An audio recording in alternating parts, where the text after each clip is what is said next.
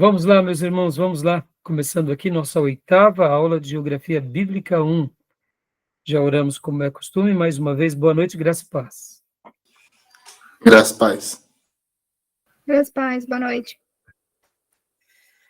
Já oramos, pedindo a bênção de Deus, e agora vamos continuar trabalhando aqui no capítulo 8 e no capítulo 9 do livro-texto do pastor Ernesto Nini. O capítulo 8 fala sobre geografia econômica de Israel e o capítulo 9, usos e costumes de Israel. Tá bom? Quero lembrar a todos que as nossas aulas são gravadas para que vocês possam reutilizar essas aulas reaprendendo, ouvindo novamente sobre tudo que a gente trata aqui. Gravamos também para que os alunos que fazem o curso em EAD possam estar assistindo esse material, porque esse material faz parte do currículo. E também gravamos para que essas aulas sejam bênção para muitos irmãos que queiram aprender sobre esses temas e queiram se aprofundar em matérias como essa, da geografia bíblica, para poder servir melhor a sua igreja local e pregar o evangelho. A gente deixa abertas essas aulas para poder ser bênção a muitos irmãos também.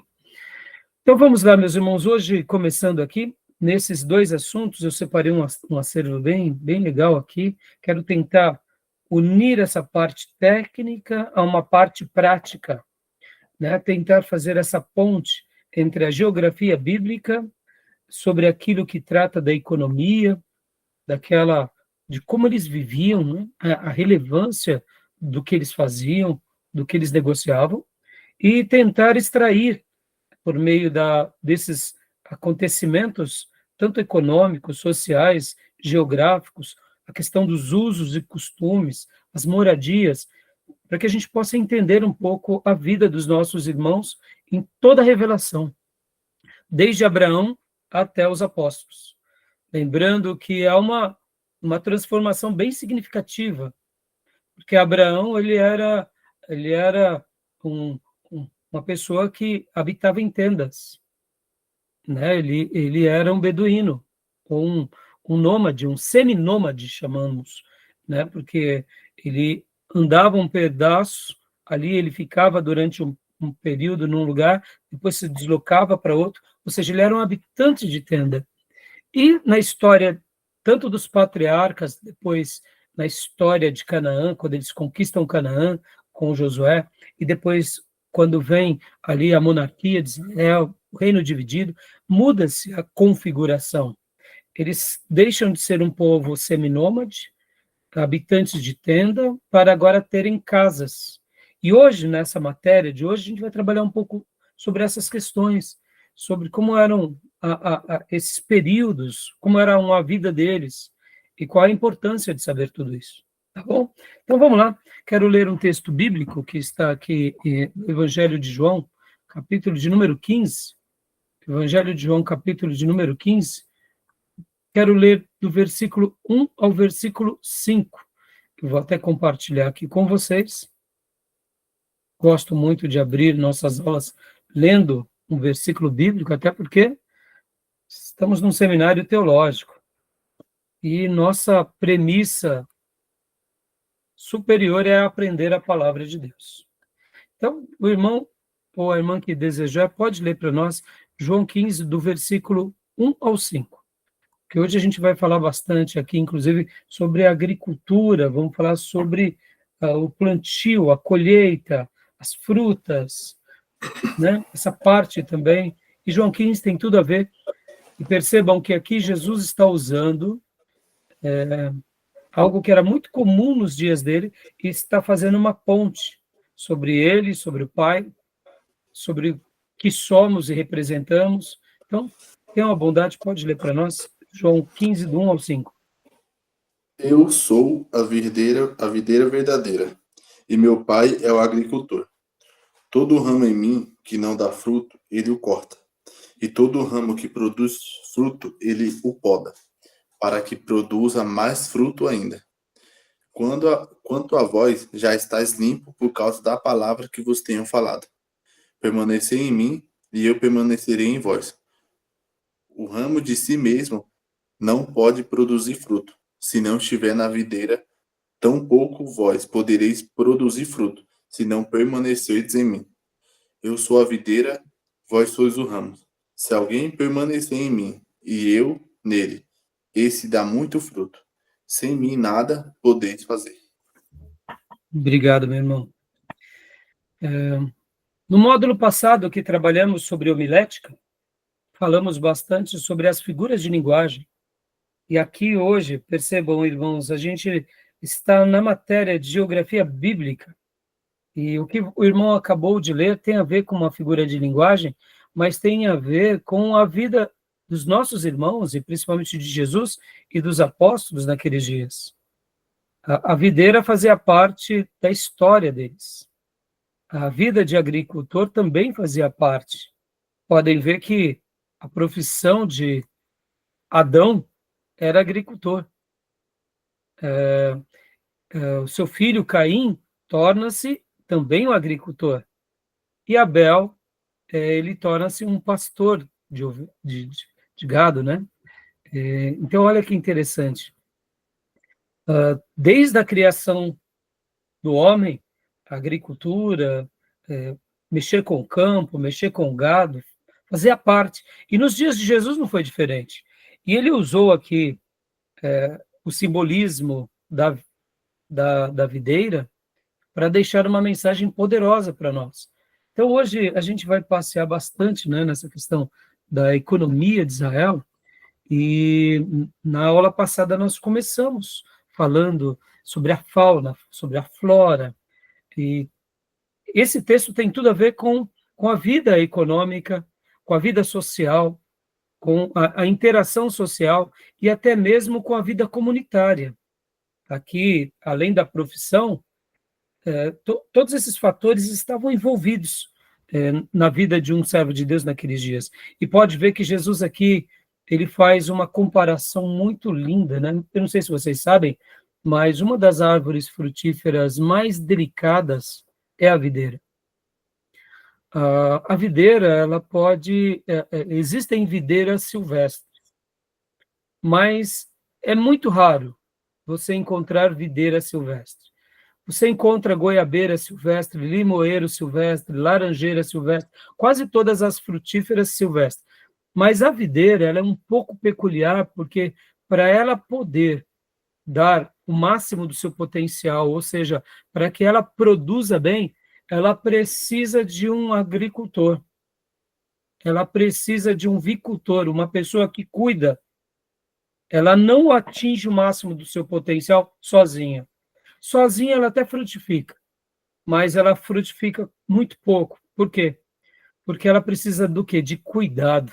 Olha que interessante.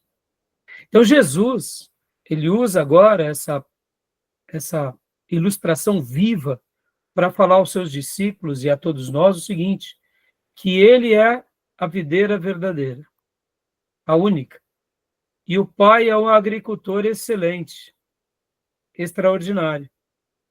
E nós temos um papel nessa videira que fazemos parte, sermos o que? As varas ou os ramos.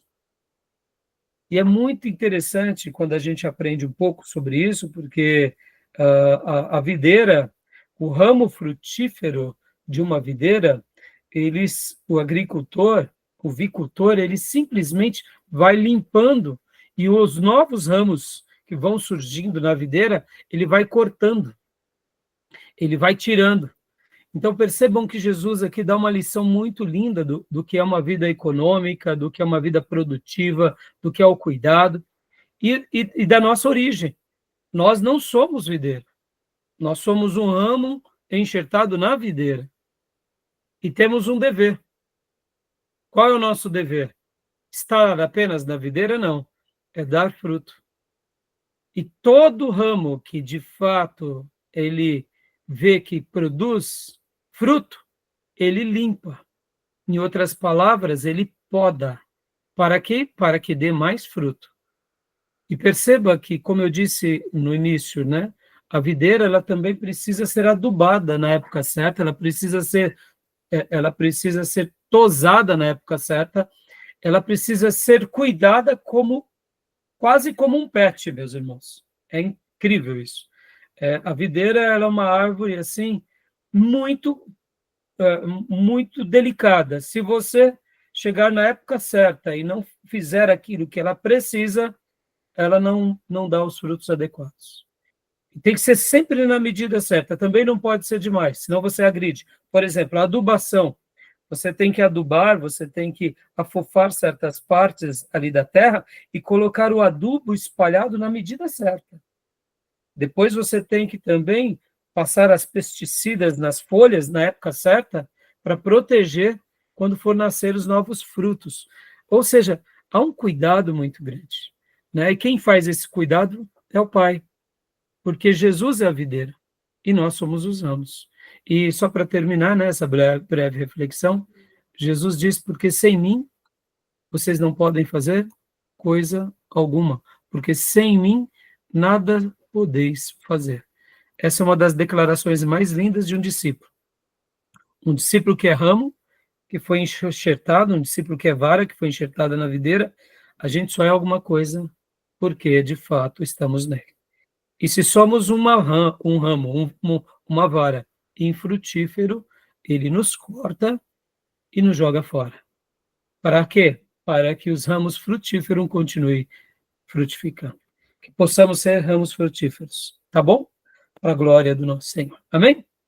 Vamos lá, meus irmãos. Então, como aprendemos com o nosso querido irmão Tomé, né, naquela ferramenta de inteligência artificial, eu vou aqui fazer um apanhado bem objetivo dos capítulos, porque esse capítulo de número 13, olha só que interessante, ele fala muito sobre, vou passar rapidamente aqui com vocês, fazendo essa lição de casa, né, do capítulo 13, porque aqui fala sobre a fauna, depois ele vem falando também sobre a flora, né? Então, percebam, ele trabalha em cima da fauna, da flora, as árvores frutíferas, dos cereais, e aí ele vai mostrando as árvores dos bosques, as árvores para fins industriais.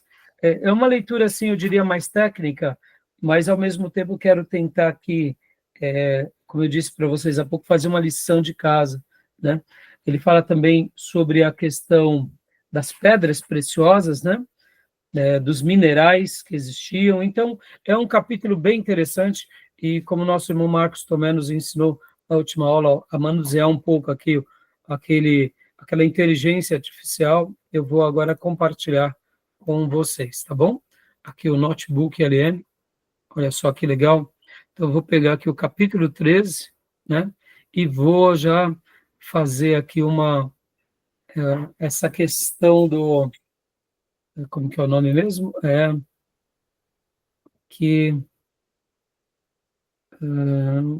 Como que é o mesmo nome disso? Mapa mental? Mapa mental. Obrigado, Beatriz. Mapa mental. Olha só, o mapa mental desse capítulo, né? Olha só. Vai falar muito sobre Canaã, geografia econômica de Israel, né? A terra de Canaã, a descrição bíblica mostrando que é a terra que mana leite e mel, uma terra de abundância, mesmo com toda a dificuldade de água. Aquele lugar é um lugar especial. Deus deu aquele lugar para os seus filhos, para que eles pudessem ali viver o melhor de Deus para cada um deles. Nós sabemos que Canaã, para nós, tem um significado muito mais do que terreno. Eu poderia parafrasear dizendo que Canaã é o lugar que Deus nos deu, ou seja, é a nossa terra de conquista, porque a gente tem que fazer a leitura desse assunto, né, da geografia bíblica, porque aqui a gente está estudando a geografia bíblica, para a gente entender melhor, né, aquele pano de fundo histórico, aquele pano de fundo arqueológico, para que a gente possa fazer a correspondência correta no Novo Testamento, né? Então, quando a gente fala de Canaã, o que seria a nossa Canaã hoje, numa linguagem do Novo Testamento, irmãos? Canaã para nós hoje são as nossas conquistas que Deus nos deu, começando pela nossa salvação, pela nossa família, e por tudo aquilo que Deus nos deu. E tratando da igreja, o que é a Canaã para a igreja de Jesus? São as conquistas da igreja. Qual é a maior conquista que uma igreja pode ter? O que vocês acham, meus irmãos? Qual é a maior conquista que uma igreja local pode ter? União. Também. A união está dentro da comunhão, né? Está dentro da saúde de uma igreja, mas vamos pensar um pouco mais. Vamos lá. Nós existimos para quê, como discípulos de Jesus? Para pregar a palavra. Pregar a palavra. Pregamos para quê? Para ganhar pessoas? Aí, para ganhar pessoas. Então, na realidade, não que a nossa irmã Beatriz disse algo errado, mas a nossa grande Canaã resume-se em ganhar vidas, e aí sim, discipular essas vidas, e fazer dessas vidas discípulos de Jesus, totalmente comprometidos e consagrados, discipularmos essas pessoas, e juntos agora, como corpo de Jesus na terra, continuarmos fazendo com que aquilo que aconteceu conosco agora aconteça na vida de muitas vidas. E aí sim tem sentido a pregação para nos edificar, tem sentido a vida de comunhão, para a gente realmente viver os mandamentos recíprocos. Então, fazendo uma ponte, né? O que é a terra de Canaã para nós hoje? São as nossas conquistas. Mas o que é a terra de Canaã para o povo de Deus no Velho Testamento? É a terra prometida. É a terra prometida. Então, hoje a nossa terra prometida é a salvação da nossa alma e é viver intensamente o reino de Deus através da nossa família e na nossa igreja local. Isso são as nossas Canaãs hoje, né? Tá bom? Ou seja, aplicando, a gente tem que ter também esses frutos. A gente tem que ter essa vida abundante. Para quê? Para que a gente continue fazendo tudo isso de novo, né? Tá bom, meus irmãos? Então, assim, só passando aqui, né? Fazendo agora, é claro, né, irmãos? Percebam que muitos irmãos nossos, por causa de um desequilíbrio, eu diria, nessa questão da leitura bíblica, fizeram de Canaã um lugar, assim, totalmente, né, materialista e consumista, né? Podem ver o quanto Canaã virou um lugar apenas das nossas conquistas terrenas aqui. Mas eu diria, a vida terrena é só um detalhe. Pode ver que nós somos ministros do reino de Deus. Nós somos embaixadores de Cristo na terra, tá bom? Então, continuando aqui, a terra de Canaã, sobre a fauna da Palestina, né? A gente já viu um pouco. Pode ler para nós, Bia, aqui, essas derivações, né? Esse mapa mental? Sim. A fauna da Palestina, animais na Bíblia, cerca de 120 nomes. Exemplos de animais mencionados, animais puros e impuros, extinção e redução da fauna, causas e exemplos, animais protegidos atualmente, amor e proteção dos animais na Bíblia, nomes de pessoas e tribos com nomes de animais e diversidade de espécies. Exato, né? Como a nossa irmã acabou de ler, a Bíblia vai mencionar mais de 120 nomes. Inclusive o Júnior, depois que desligamos a última aula, ele até mencionou que ele tinha feito uma pergunta falando sobre leão em Israel. E ele falou, mas leão não era da região da África e tal? Eu falei para ele, Júnior, eu confesso que eu nunca tinha estudado sobre o tema, mas eu acredito que não, que naqueles dias fazia parte, né, da cultura do povo antigo ter leões, né? E aí eu não pesquisei, e ele disse que pesquisou, inclusive, assim que ele entrar aqui na classe, ele vai poder mencionar. Ele disse que fazia parte, sim, dos povos antigos, a espécie, né, tanto de leão, e aí, até enquanto conversávamos, podem ver que nós temos Eliseu, com a questão dos ursos, né, que quando zombam de Eliseu por ele ser calvo, nós temos leão nos dias de Juízes, quando Sansão mata um leão.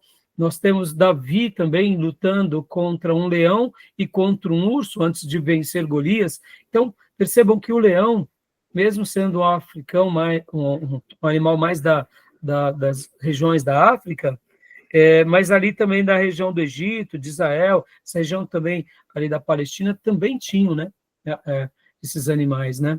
E temos muitos animais mencionados na Bíblia. E temos aquela lista para os judeus do que são animais puros e impuros. Por exemplo, né, irmãos, vocês vão ver que o povo de Israel, desde os dias do Egito, eles eram pastores. E podem ver, como eu mencionei também aqui com vocês, o nome Caleb, né, tem a ver com cão. E pode ver que no Velho Testamento só temos aquele Caleb, né, que ele era filho de Jefoné.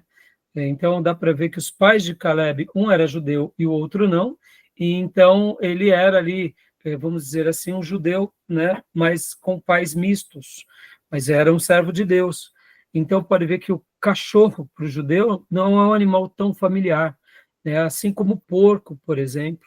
E podem ver que quando Jacó vai com seus filhos para o Egito, eles ficam na terra de Gozém, porque os egípcios não se davam bem com os pastores, né? Então, é bem curioso que há uma fauna muito grande e a Bíblia vai mostrar bastante sobre essa questão. Já já a gente vai falar um pouco mais sobre usos e costumes e a gente compreende um pouco melhor também essa questão dos animais puros e impuros e fica muito claro para nós que o fato de Deus proibir certos animais, principalmente os impuros, era porque, irmãos, naqueles dias, principalmente no deserto, o animal, os impuros, eles acabam sendo, eles comem muitas carniças e também alguns até mesmo dejetos humanos. Então, muitos animais, como o porco, quando é criado solto, eles acabam tendo uma contaminação muito grande, né?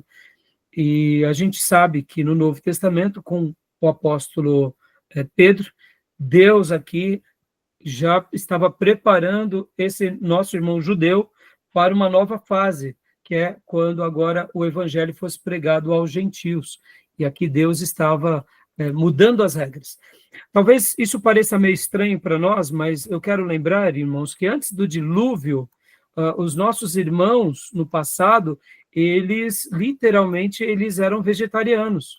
Depois do dilúvio, eles passam a comer carne. E agora, quando chega na nova aliança, na igreja, eles estão aqui recebendo a autorização de Deus para poder mudar a sua dieta. Então, percebam que Deus ele faz como ele bem entende, né? E a gente entende muito bem a importância de compreender essa nova dieta, porque como que você vai pregar para um povo que come algo que você não come, né? Então, assim, Deus ele tem na sua agenda da revelação e da providência, ele sabe o que faz, né? Então, voltando aqui também, falamos um pouco sobre essa questão da extinção, né? Muitas vezes a fauna, também como os animais, eles acabam sendo extintos, principalmente essa questão dos leões, né? A gente vê que eles acabam sendo extintos ali da Palestina. A Bíblia vai mostrar muito sobre essa questão da proteção dos animais, cuidar bem dos animais, né? E essa questão de nomes e tribos, podem ver que temos Judá como um nome sendo representado pelo leão. Nós temos também duas outras tribos de Israel que também recebem uma representação com animais, que é bem curioso, se não me falha a memória, é Dan, e a outra é Benjamim, se não me falha a memória. Mas é bem interessante essa questão, que um é serpente e o outro é lobo, se não me falha a memória, né? Representando aqui os nomes das tribos, né? E vamos agora para o segundo ponto, que é o ponto da flora, né? Querem fazer algum comentário sobre essa questão aqui, meus irmãos? Sobre a questão da fauna de Israel? Vocês viram alguma coisa no livro texto que chamou a atenção de vocês? Não, tudo certo. Tá tranquilo? Tomé? Graça e paz, Tomé.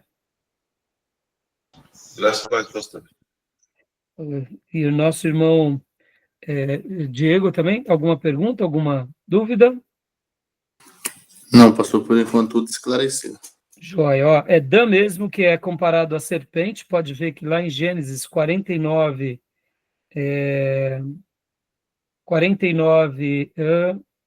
17, e, se não me falha agora também, era Benjamim. Deixa eu ver, Benjamim é um lobo predador, é isso mesmo, né? Então, essas 3 tribos, na bênção de Jacó, podem ver que até é meio estranho, né, irmãos? Porque a questão do lobo, né? Não, o lobo, deixa eu até explicar uma coisa aqui para vocês nessa aula, né, falando um pouco da fauna. Percebe, irmãos, conhecer a fauna é muito legal, porque quando a gente conhece a fauna, a gente, deixa eu até mostrar para vocês o texto bíblico, tá? Quando a gente conhece a fauna, a gente até entende melhor os textos bíblicos. O lobo, por exemplo, ele faz parte de que categoria? Por exemplo, o leão, o tigre, a onça, eles fazem parte dos felinos, né? O lobo, no caso, já faz parte daquilo que nós chamamos de canídeos. O que são os canídeos, irmãos? Canídeo seria todos aqueles que derivam, que têm uma dentição própria, né? Que estão os cachorros, os lobos,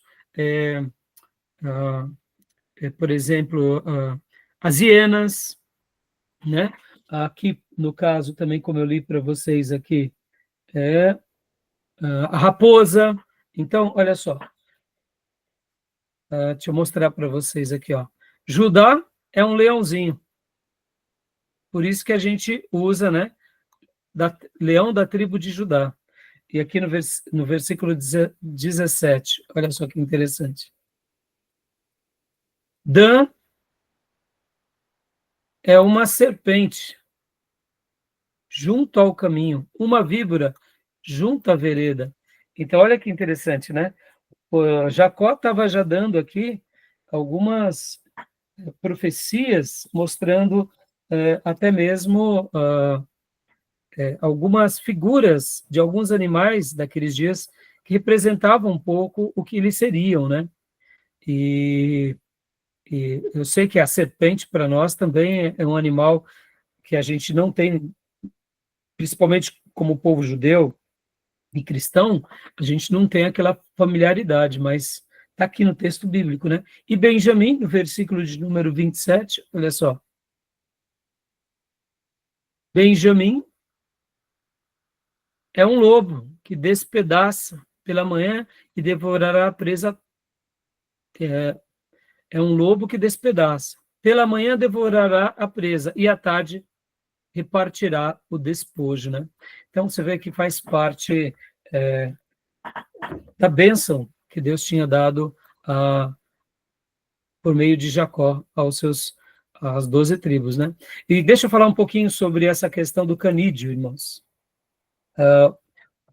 O canídeo, ele tem uma característica muito diferente. Por eles terem esses dentes, principalmente atrás da boca, daí onde se deriva essa classificação, né, de ser um canídeo, eles esmagam a sua presa. E podem ver que eles consomem, né, o lobo, como eu disse, a raposa, a hiena, o próprio cachorro, né? E o que acontece? Todas essas espécies, claro que a maioria delas não é adestrada, mas temos aqueles que são adestrados, então a gente tem que fazer essa separação, né? Mas podem ver que a Bíblia ela vai tratar o diabo como um lobo, né? Como um cão, um animal impuro. Já nós, cristãos, somos chamados de ovelhas, dando essa ideia de animais puros, né? Então, assim, é bem interessante. E voltando a essa questão do conhecimento da fauna, né? Quando a Bíblia vai trabalhar sobre essa questão do cão, do lobo, etc. e tal, podem ver que a Bíblia vai mostrar, até em João 10, né? Que o ladrão veio para roubar, matar e destruir, e ali o texto vai dando ideias de um lobo, que ele saqueia, que ele pula pelas janelas, que ele pula pelas cercas. E é muito interessante, quando a gente aprende a fazer uma leitura de como o lobo age, a gente conhece um pouco como que age o nosso adversário. Podem ver que, para muitas culturas, o lobo ele é um animal admirado. Ele é admirado pelos romanos, ele é admirado pelas tribos, pelos índios, peles vermelhas americanos, por muitas culturas, né? o chacal, por exemplo, no Egito, havia uma imagem de um deus egípcio em que a cabeça é um chacal e o corpo é de um ser humano. E por que os egípcios adoram o chacal? Porque o chacal, literalmente, ele é um canídeo do deserto, ele sobrevive no deserto, comendo o quê? Comendo animais ou mesmo carniça. Então, ele é um animal resiliente. E, certa ocasião, eu preguei sobre os canídeos e eu aprendi muito, por exemplo, irmãos, a raposa.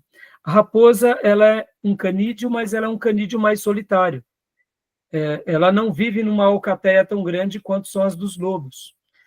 Existe também, dentro dos canídeos, o lobo do Ártico, né, que ele vive debaixo de temperaturas baixíssimas e ele consegue ali sobreviver no Ártico. Então, quando a gente estuda sobre os canídeos, fazendo uma ponte com a Bíblia, a gente consegue compreender um pouco como é o nosso arqui-inimigo.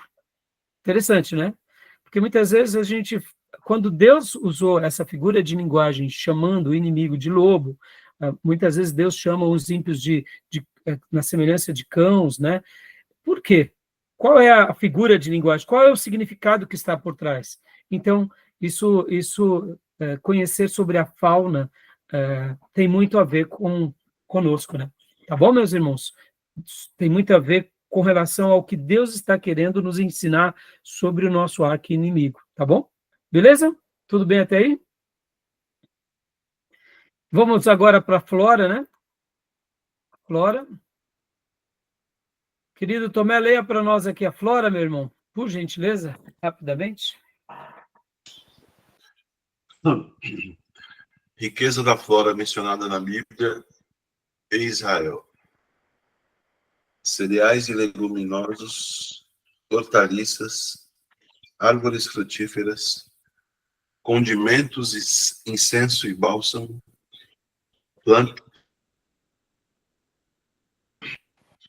plantas para fins industriais, árvores do bosque, plantas de adorno, plantas aquáticas, ervas e cardos e plantas diversas, ervas amargas, maná, etc. Joia. Vamos começar de baixo para cima, irmãos. Essa questão da flora, deixa eu fazer aqui um breve comentário. Na ceia, hoje a nossa ceia, fazemos ela de que forma? Apenas com quê? Com A nossa pão e vinho. ceia, né, no caso, que a gente chama de Santa Ceia, o que nós utilizamos? Pão e vinho. Pão e suco de uva, né? De uva e pão. Joia. Suco de uva e pão. Mas e na Páscoa, em que Jesus faz a última Páscoa, né, no caso, e ali ele dá a nova aliança, e ali ele separa dois elementos, o pão e o vinho, né? Mas na Páscoa, na celebração da Páscoa, vocês já estudaram sobre o que o judeu comia na Páscoa? Carneiro? Não? Fala, Tomé. Carneiro? Isso, cordeiro, né? Lembra, eles faziam um sacrifício? Lembra lá no Egito, né? Que eles matavam um animal, passavam sangue na verga da porta, e depois ali no caso, foi para que o anjo da morte não entrasse na casa daqueles que obedecessem à instrução. Ali já era um tipo de Jesus, né? Do que Jesus faria conosco na nova aliança. Podem ver, meus irmãos, que agora, na nova aliança, Jesus, ele dá a nova aliança, mas ele é o próprio Cordeiro, né? Ele é o próprio Cordeiro. Percebe, irmãos, conhecer sobre a geografia bíblica é muito maravilhosa, porque a gente acabou de falar um pouquinho da fauna, e agora a gente está falando da flora, e aqui a gente está entrando também em algumas coisas que tem tudo a ver com a nova aliança. Porque Jesus, ele é o Cordeiro de Deus que tira o pecado do mundo, ele morre e ele deixa essa nova aliança na Páscoa judaica. Só que na Páscoa judaica, irmãos, eles também comiam ervas amargas. Eles comiam ovo também. Então, entre muitas outras coisas que tinham na mesa, podem ver que as ervas amargas tinham um simbolismo. Lembra qual era o simbolismo que até Moisés faz questão de deixar registrado? Quem se lembra? Para não se esquecer das dores que eles passaram? Exatamente. Então, como que eles faziam? Eles, na festa da Páscoa judaica, quando eles celebravam, eles colocavam muitas comidas. E as ervas amargas faziam parte dessa, além, claro, faziam parte da dieta deles normalmente, mas fazia parte principalmente dessa festa. Por quê? Porque ali eles queriam deixar e perpetuar, quando uma criança comesse aquela erva amarga, é normal, pode ver, as crianças gostam do que é doce, do que não é amargo, né? Então, fosse lembrado o simbolismo do quê? De que o nosso povo sofreu no Egito. Mas Deus, com o seu braço poderoso, nos mandou a libertação. E ele mandou com que sacrificássemos um cordeiro e ali manchássemos as ombreiras e a verga da porta para que o anjo da morte não entrasse. E assim o anjo da morte não entrou e o povo de Deus saiu do Egito, né? Por isso que vem, né, essa palavra Páscoa, saída, passagem, né? E percebam aqui, as ervas estão, a flora da Palestina faz parte, né?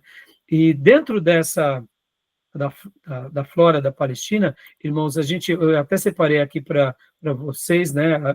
Já já a gente vai ver umas fotos, a questão dos cereais, o trigo, né? O trigo para o povo judeu tem um simbolismo muito importante, porque eles fazem o pão. Ainda na aula de hoje a gente vai falar sobre os usos e costumes, mas lembra quando Jesus diz que eu sou o pão vivo que desceu dos céus? Deixa eu até adiantar aqui algo para vocês. Para o judeu, eu não sei se vocês sabem, eles não tinham garfos e facas. Eles não comiam como nós comemos. Alguém já estudou sobre isso? Você sabe como que o judeu comia? Como que ele pegava a comida?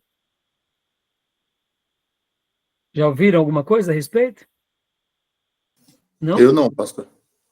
Também não. Então, por isso que essa aula de hoje eu estou tentando aqui entrar em vários assuntos para enriquecer, porque o livro ele vai trazer os assuntos. Mas quando a gente estuda um pouco mais e vai para a prática, a gente começa a compreender. A mesa do judeu, a gente vai ver já já no próximo capítulo, a mesa judaica era uma mesa baixa, começa por aí. Era uma mesa de centro-baixo. Sabe as mesas dos coreanos e dos japoneses, que ela é bem baixinha, que eles sentam para comer? Praticamente como se fosse do tamanho de uma mesa de centro.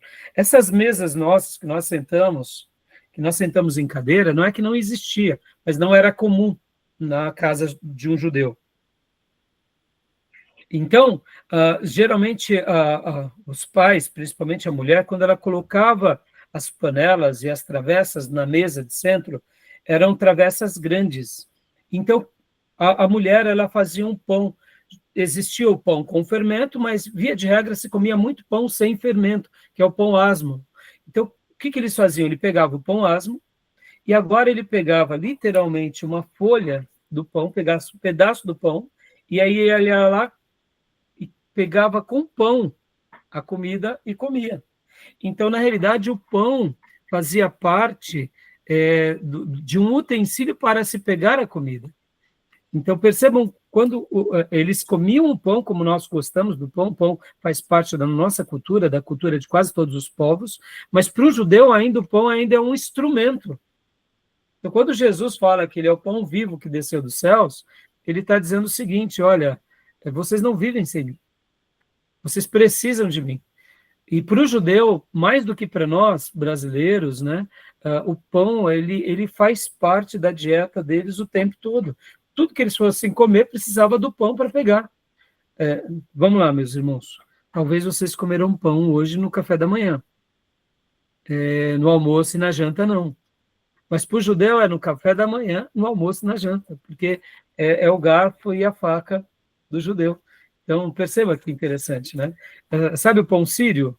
O pão asmo é que nem o pão sírio. Então, eles fazia parte da cultura deles, né? Então, você vê, os cereais e as hortaliças, né? A gente vai ver muitas mensagens falando sobre as hortaliças, o grão de mostarda, né? As árvores frutíferas, já eu vou abrir para vocês aqui, eu separei aqui alguns temas, né?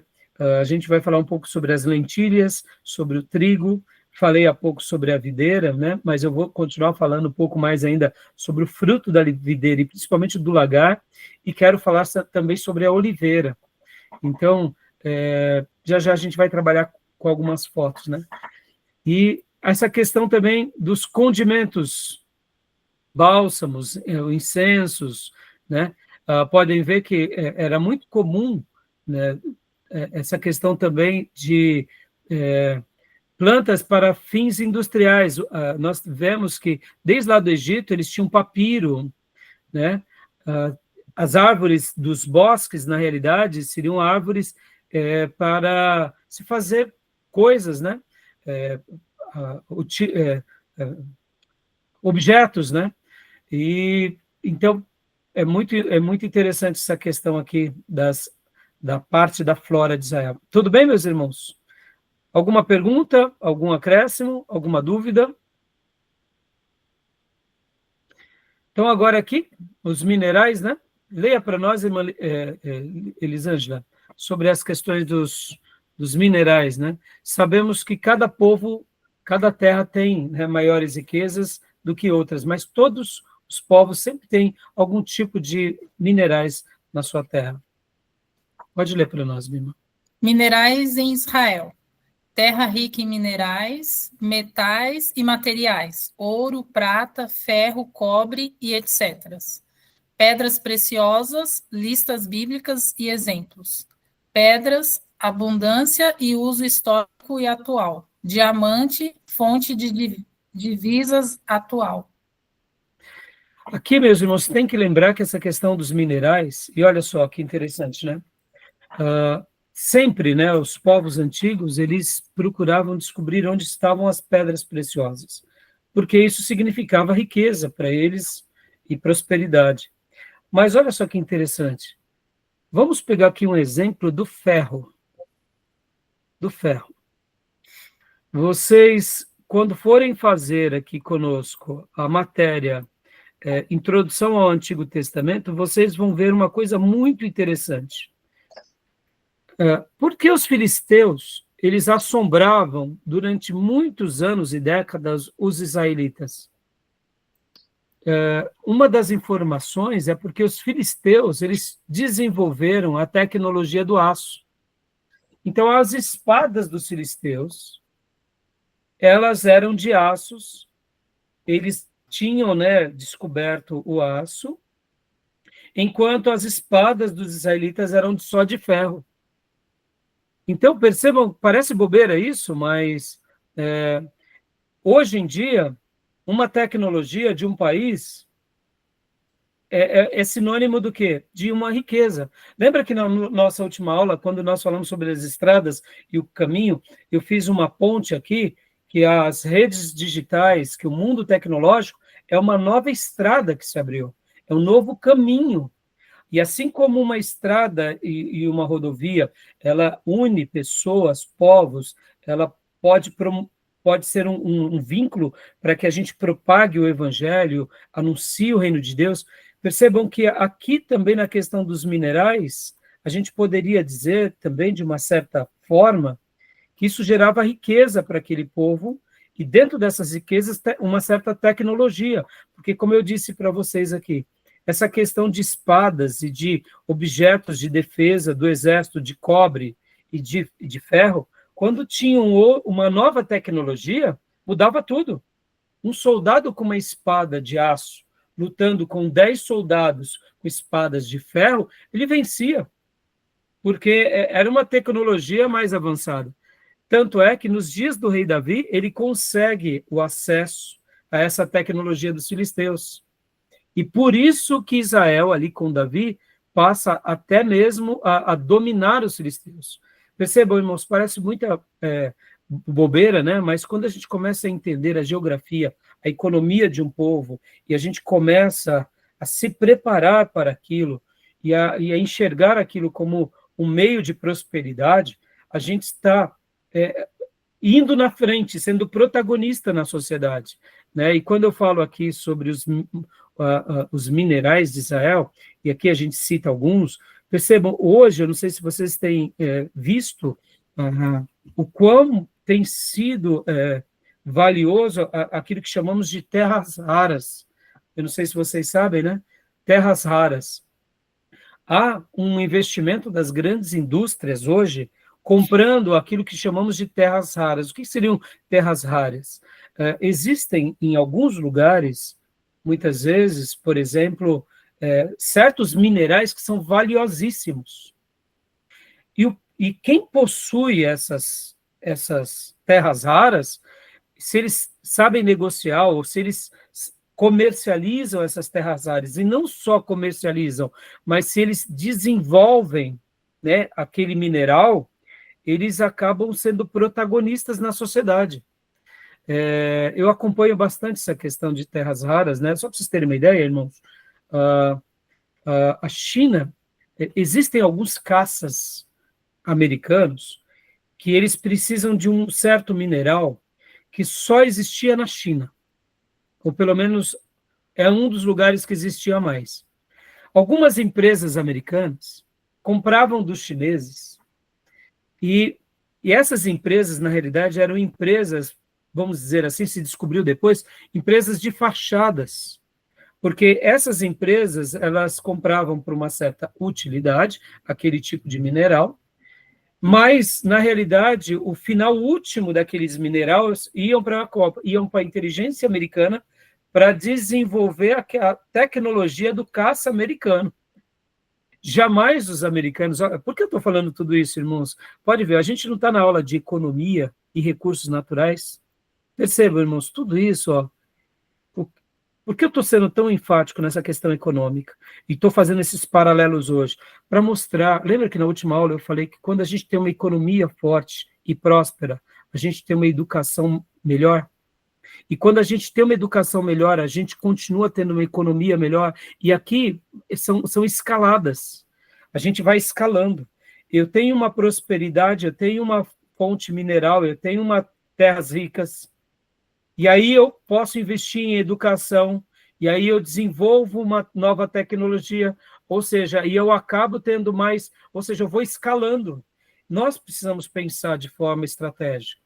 E por que eu falei agora desse caça americano? Porque se os americanos chegassem para os chineses e dissessem, olha, nós queremos esse mineral que é para os nossos caças, eles jamais venderiam. Porque eles iriam estudar isso e diriam assim, bom, se os americanos estão utilizando isso na defesa deles, isso é assunto de inteligência, irmãos. E talvez você diga assim, pastor, mas por que eles fazem isso? Porque isso é a proteção de um país. Deixa eu dizer uma coisa aqui, por que as pessoas muitas vezes mandam expedições para a Lua, para Marte, irmãos? Você acha que eles estão apenas querendo explorar a Lua? Não, eles estão querendo desenvolver uma nova tecnologia, com uma nova descoberta. Isso tudo é riqueza, meus irmãos. Isso é tudo é riqueza. Não pensem vocês, né, que um país vai entregar isso para outro país, né? E por que eu estou falando isso, né? Pode ver que todas essas riquezas fizeram com que o povo de Deus se mantivesse na história, fossem preservados na história, e eles aprenderam com as outras nações. E a gente deve pensar assim também de forma estratégica, como Igreja de Jesus.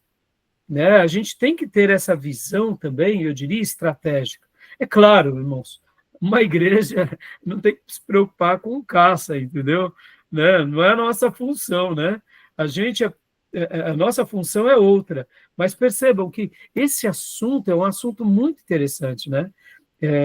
Aqui as pedras preciosas, no caso, elas iam para as estolas sacerdotais, para as roupas dos príncipes, para os enfeites das mulheres, né? Então, e também para as questões dos negócios, né? Você poder ter diamantes, ter um lugar onde você descobre diamantes, isso é uma riqueza maravilhosa, né? Pode ver que até hoje muitos judeus comercializam diamantes, né, e ouros e pedras preciosas. Por que será? Porque isso tudo gera riqueza, gera prosperidade, ou seja, isso é muito interessante, né? Tá bom, meus irmãos? Tudo bem até aí? Né? Vamos lá. Alguma pergunta? Alguma? Sim, eu queria comentar. Pode falar. Daquela passagem de Salomão, né? Quando ele vai construir o templo, ele ganha muito ouro e ganha muita madeira também, né? Que é aquela madeira toda especial. Cedros do Líbano, né? É. É sobre isso, né? Que realmente ele não só tinha Israel, mas que eles também ganhavam, né? Dos outros povos. Como ele estava ali Sim. cheio de aliança, né? Exatamente, você pode ver que ali é um exemplo muito legal, Beatriz, das outras nações fazendo aliança com Israel, porque a gente tem que lembrar, né, que a gente já até aprendeu aqui, que nos dias literalmente nos dias de, como que eu posso dizer, de Davi, o reino de Israel foi muito expandido, né? As terras, os territórios ali de Israel foi muito expandido. Inclusive, eu vou compartilhar aqui com vocês até um mapa, só para relembrar um pouco dessa questão. Olha só, naqueles dias, olha só, o território de Israel tinha sido bastante significativo. Olha aqui, ó, Império de Davi e de Salomão.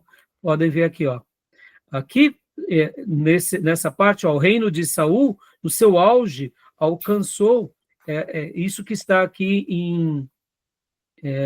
está aqui para vocês, né? No caso, seria um salmão, tá vendo? No auge de Saul, ele teve essas conquistas, né? Pode ver de Dan até um pouco depois de Berseba. Já nos dias de Davi, olha onde chegou, né? O reino de Davi. O reino de Davi foi muito mais, ele literalmente, ele conseguiu conquistas muito maiores, né? Ou seja, e praticamente se tornou quase que um império, quase. Mas nos dias de Salomão, a glória dele foi tão grande que os outros reinos o presenteavam mais ou menos como exatamente o que você acabou de dizer, Beatriz, fazendo alianças, né? Porque a gente aprendeu, lembra das rotas comerciais, via mares, a rota do rei, né? Caminho real, ou seja, a região da Palestina, ela fazia esse caminho das rotas comerciais, e agora Israel estava sendo uma grande nação, né, nos dias de Salomão. Então, isso tudo gerou muita prosperidade, né, para Israel, e essas alianças. Irmãos, quando a gente lê o Velho Testamento, a gente vê várias alianças, né? A gente vê até alianças, depois que o reino se divide, entre a tribo do norte e a tribo do sul, muitas vezes a tribo do norte com a Síria, a tribo do sul com o Egito, ou a tribo do sul com outros. Essas alianças, elas eram estratégicas, né? Então, assim, é importante a gente entender um pouco da geografia daqueles povos no Velho Testamento e do Novo, porque tudo isso tem tudo a ver com essa matéria, né? Não só compreender o território, mas compreender que, como eu disse, né, irmãos, quando a gente tem uma economia forte, a gente tem não só uma economia forte, mas a gente tem ali a possibilidade de prosperar e a possibilidade do quê? De escalonar na educação. Porque, irmãos, podem ver, são poucos os povos que, quando estão tendo pouca prosperidade, investem em educação. Poucos povos. Só povos realmente que já são, eu diria, centenários, eles sabem da importância da educação, e mesmo em meio a toda a privação, eles tentam sobreviver, mas eles sabem que eles têm que estudar. E agora, para que a gente realmente escale muito, uma coisa está ligada à outra, e eu diria que a economia está ligada diretamente à questão da educação. Se a economia vai mal, a educação embica. Se a economia vai bem, a educação... Por isso que a prosperidade é importante na nossa vida. Tá bom? Beleza, meus irmãos? Já já a gente vai para o turismo, vamos para os pesos, aí a gente vai continuar. Deu o horário aqui.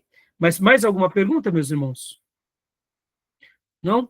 Essa questão, meus irmãos, das pedras, né, preciosas, podem ver que na estola sacerdotal, haviam as pedras representando as 12 tribos. Na testa que o sumo sacerdote usava, havia ali uma placa de ouro dando com um escrito, mostrando a glória de Deus, né? E aquilo que o sumo sacerdote representava. Então, né, é muito interessante tudo isso, e já já a gente volta aqui, não só para o nosso mapa mental, mas também porque eu separei aqui bastante desenhos para a gente poder estar aprendendo juntos. Tá bom, meus irmãos? Mais alguma pergunta, alguma dúvida? Não? Então, vou parar aqui nossa gravação, tá bom? E vamos para o intervalo.